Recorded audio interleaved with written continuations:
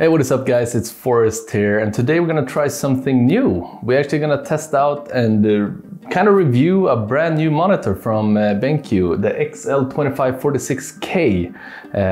This is also not a sponsored video, this is something I wanted to try out and see how I can do it. So we're gonna walk through my first impressions of the monitor and kind of test the limits of it. So join me and it's gonna be a fun ride. One of the first things I realized when I picked up the monitor and plugged it in is definitely the footstand of the monitor. I have the previous model, the XL2546, which has a much larger base, and this is something that is much welcome for me as a pro gamer. So much smaller, which gives me more space to move around the keyboard, and actually I get closer with my mouse pad as well. I can move around my mouse a bit more freely. All in all, it's just more spacious, which is a good thing for me, and I think everyone is going to enjoy it. I think it's a welcome change for the Zoe model. Also, one of the first things I noticed when I plugged in the monitor when I got it and I started playing was actually the response time. I know they stated that they haven't put exact numbers on the response time, but I noticed incredible difference compared to the older model I have, and it's so much smoother and more responsive to what I'm doing, the actions that I'm doing. That is a big plus, especially since FPS game is very fast paced and you need to get control very fast with your eye and hand coordination with the mouse, and it really smoothens out the movement and makes you feel like you're more in control over the game, and I just love that. That is one of the first things that I noticed and said like, wow, we're pushing the limits and boundaries of what monitors can do. Another feature that is included with the monitor is the different FPS modes they do have when you plug in the monitor. They have FPS 1, FPS 2, FPS 3, depending on which game you're playing, and one of those settings are optimized for CSGO, and that is FPS mode 1, which I tried out, and with everything in life it comes to your own personal preference, but I think they did a good job with the settings. There's obviously some tweakings that I'm gonna do with the brightness adjusting and the black equalizer. Black equalizer is a great tool to have. I know a lot of different pros use different kind of levels of black equalizer, but I think overall they did a good job regarding the settings. So for newer players who aren't as experienced as me, who's been playing on competitively monitors for a long time now, it's a very easy setting to just go to, press FPS 1 and you're pretty much good to go. But I like to do some fine tuning, definitely tweak around a little bit with black equalizers, which raises the gray and black scale a little bit, which could make enemies stand out to make darker areas more brighter in a more natural way, which I do like in some parts. Some parts I don't like black equalizers. I've actually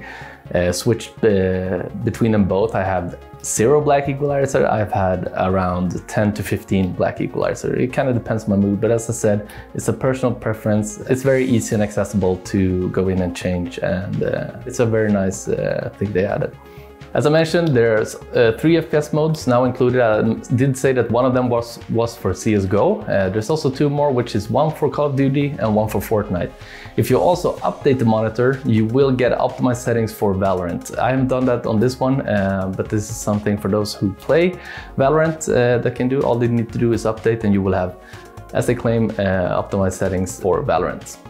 Another feature that is very popular with the Zoe BenQ monitors is the Dynamic Accuracy Plus they added, also known as DAC, which basically reduces motion blur during gameplay, which is well needed when playing FPS games, let me tell you that much.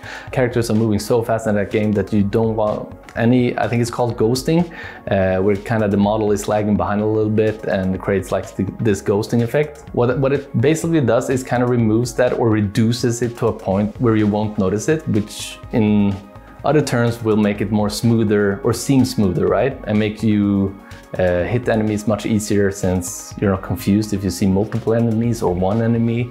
You might be wondering if I do notice any difference between this monitor and the older model XL2546. In my honest opinion, I do not. All I know is that in both of these monitors, they work to what they say they're supposed to do, right? Reduce blurriness, reduce motion blur. And it does a great job at doing that. It feels very clear. The picture feels very clear at all times. Even though I'm in a gunfight or spraying down an enemy, I never get any blurriness response from the monitor.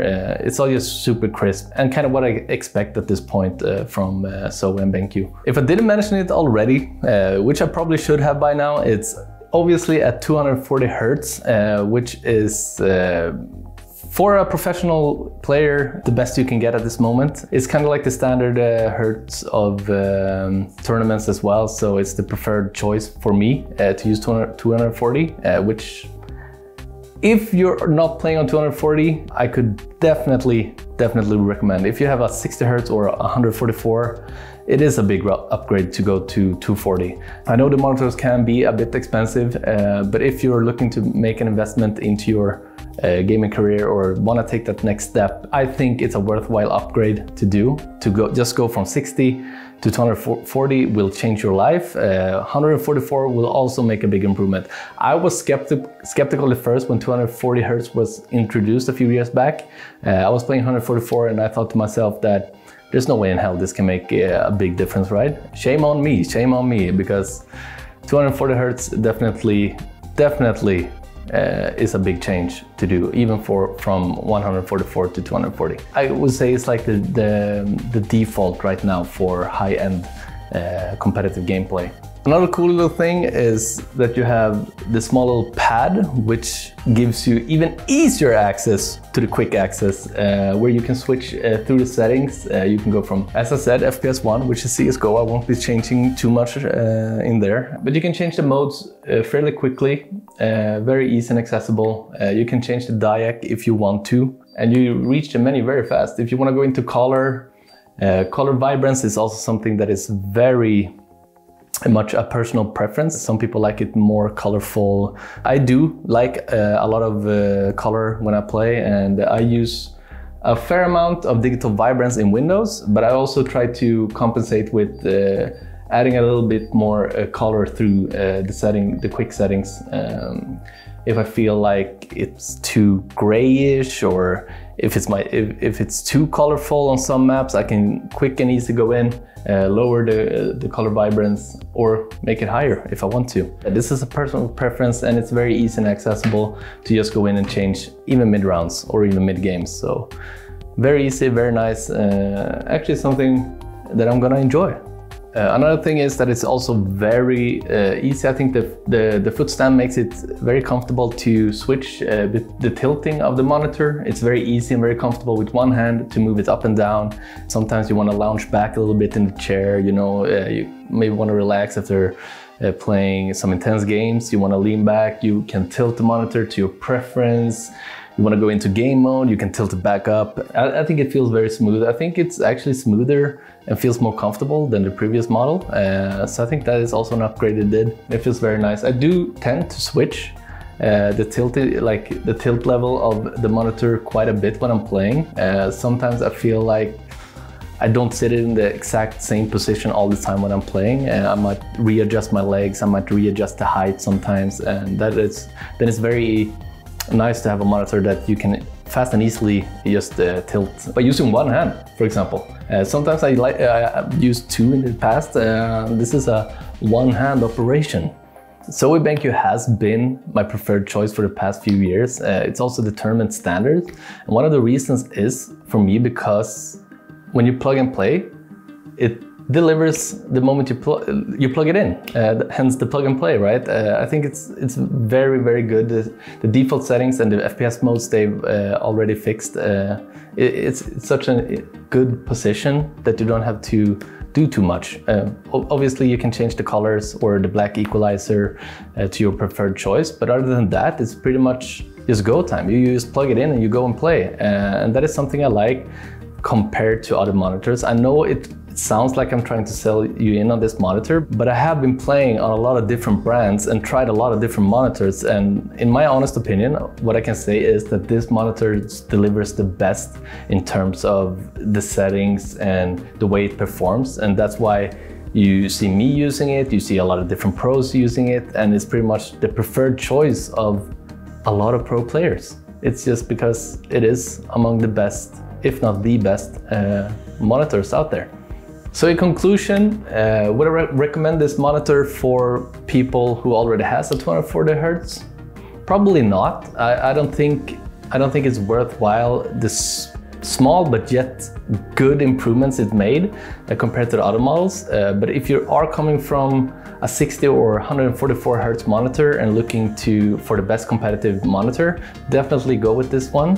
I think it's incredible and I'm gonna be using it, and I think overall it's a good product, but I wouldn't upgrade from a 240 Hz to this one just because to gain that small advantage, unless you're looking to really be competitive and like top of the line when it comes to equipment, then go for it. Otherwise, you can probably hold on for a few years until you upgrade. So there was something new I was trying out, the BenQ XL2546K. It's been a lingering interest in me to kind of review a product, and something I'm looking to do more in the future. I hope you guys learned or enjoyed the video as much as I did doing it, and I will see you guys next time.